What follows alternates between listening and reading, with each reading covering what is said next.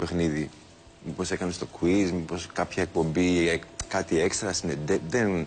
Εσείς δεν έχετε ιδέα τι γίνεται στην Ελλάδα όλα αυτά τα διάστημα? Τίποτα. Ακόμα δεν έχουμε ιδέα τι γίνεται στην Ελλάδα, γιατί εχθές ήρθα.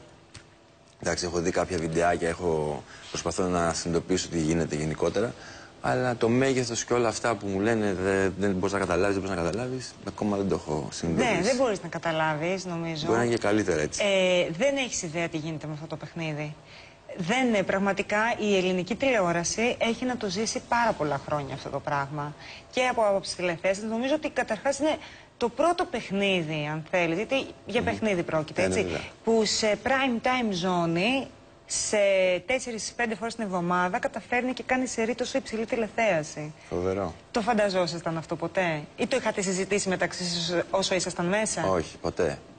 Η μόνη φορά που αρχίσαμε να συνειδητοποιούμε ότι πρέπει να πάει πολύ καλά αυτό το πράγμα ήταν όταν ήρθε ο Σάκης.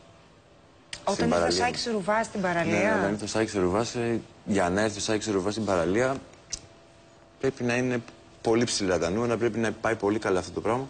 Έτσι εκεί πήραμε μια αίσθηση, κατά τα άλλα δεν ξέραμε τι γίνεται. Αυτό ήταν πριν από 2 εβδομάδες περίπου. Για τότε σου μιλάω, πριν δεν ξέραμε τι γίνεται. Βλέπαμε τη θάλασσα, το βουνό, τα αγωνίσματα και μεταξύ μας ό,τι γινόταν. Δεν είχαμε κάτι άλλο. Έχετε καταφέρει να καταλάβετε περίπου ο κόσμος πώς σκέφτεται με το ποιος φεύγει? Είδατε δηλαδή να φεύγουν αγωνιστικά δυνατοί παίκτες, να μένει ας πούμε